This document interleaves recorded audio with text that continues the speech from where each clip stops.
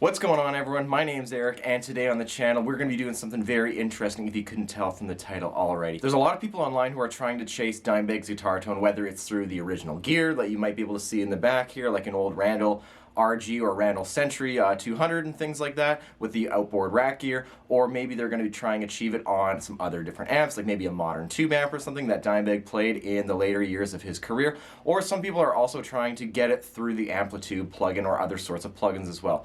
What we're going to do today is take not one, but two pedals that my friends from Master Effects sent me. We're going to take this one here. This is the Vulgar. This is a pedal package of the Randall RG and the Century, kind of all in one. And we're going to be pairing it with the Master Effects EQFH Pro. This is the EQ from Hell Pro. This is going to be replicating the Furman PQ3 equalizer that was in Daryl's rack. And if you guys remember from the video I did a little while ago that went over Dimebag's rig and everything like that, once you kind of add a parametric equalizer or a regular EQ in front of an amp, the amp really comes to life. So what we're going to do is compare pedals to the real deal. So without further ado, let's hear the Master Effects Vulgar preamp and the EQ from Hell in a full demo mix.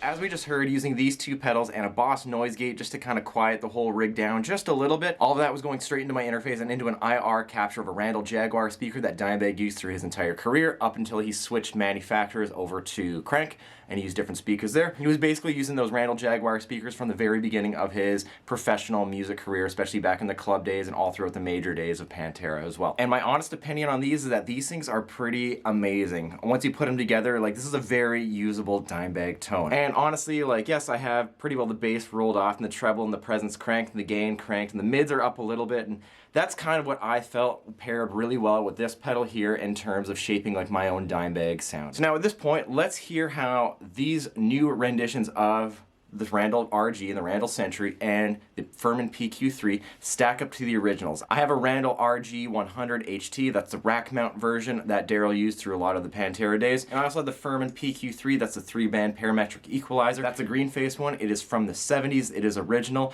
and I'm going to throw a Boss NS2 in there as well just to keep the signal kind of similar. And I have both of those rigs kind of dialed in basically to where I would consider that a Dimebag tone in my opinion. Trying to get as close as I can with, you know, not many pieces of gear. And what you're going to hear is both rigs going through a capsule of a Randall Jaguar. Again, that's the speaker Daryl used throughout his entire Pantera days. And you're going to also hear it go through another cabinet capture that I like to use as well with my rigs, especially when I'm trying to go for a modern sound. The guitars that I used in this comparison are my Dean from Hell USA made with the gray wire Bill Lawrence. That's in the E standard tuning. And then we have my Washburn Slime. That's the Biohazard one. That is tuned to D, and that has a Dimebucker in the bridge, just so you can hear a couple different instances of Dimebag's guitars and his rigs throughout the years. And we're going to see which one stacks up. So without further ado, let's hear the rigs back to back.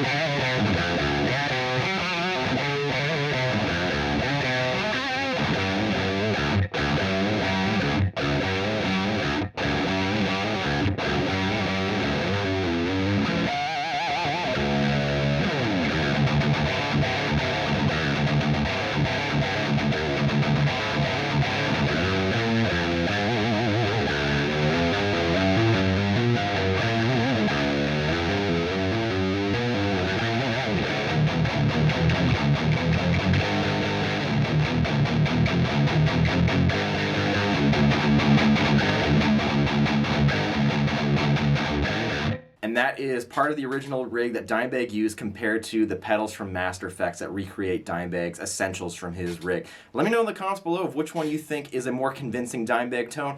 Obviously, I don't have the ability to mic up an actual cabinet in the room here. I basically live in a condo and I can't be shaking the walls unless I really want to get evicted. So we're making it work with what we have here, and at the end of the day, I think that's the thing that all of us are going to be doing, you know?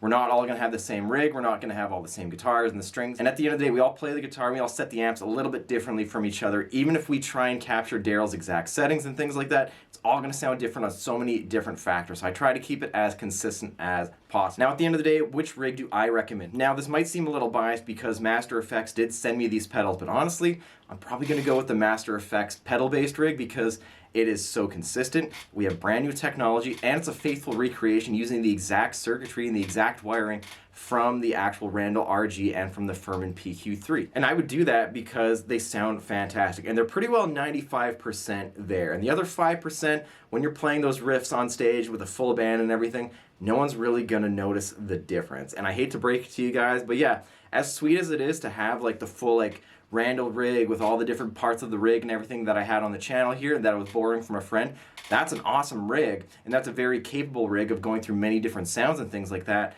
But I'm thinking of a practical standpoint, and if I actually want to take this on stage beyond like maybe my jam room or my bedroom, for example, and actually use these and maybe take it around on a 2-ring circuit or something, I would feel way more comfortable with those pedals because they're brand new, and I'm not rolling the dice with some used gear. Now, I know sometimes you can find some great pieces of gear, they were maintained very well. That also doesn't account for the service that you're probably going to run into for an old piece of gear later down the road. Whether it needs new capacitors, new resistors, or things like that, that's a very expensive job, and especially if you don't know how to solder properly or if you don't trust yourself soldering onto a circuit board, that's going to be an expensive job on an already expensive piece of gear that you've invested in. That's just my 2 cents. Obviously, take that for what you will, and if you have an old Randall or an old Furman or something like that and it's working, cool, that's great. But not everyone is going to be as lucky as you are by finding those mint pieces of gear. And obviously with the prices that these are going for now, it's really hard to recommend those unless you have the money for it. I'm not telling you how to spend your money, but if you're like most people who are on a budget, and if you want to have some fun capturing the tones that you grew up with as a kid, you know, getting into music or anything like that,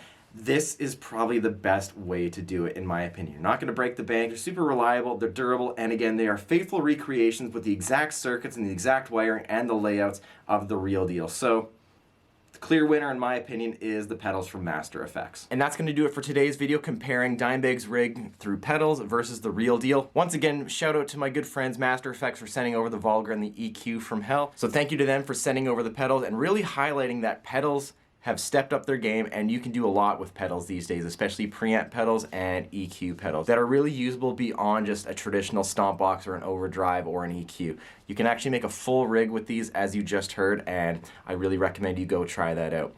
All applicable links are down below. If you want to learn more about these 2 pedals from Master Effects, I'm going to link them both in the description below. Otherwise, thanks for checking out this video. If you like it, give it a thumbs up. If you've learned something new from this video, drop it in the comments below, or let me know in the comments below if you liked the Master Effects rig or if you like the old school Randall rig. And if you're new here, consider subscribing. I have more videos like this related to Pantera. I also have guitar tutorials and setups and things like that. I also have tons of covers that are always fun to do as well. Thanks for checking this out, and I'll see you next time.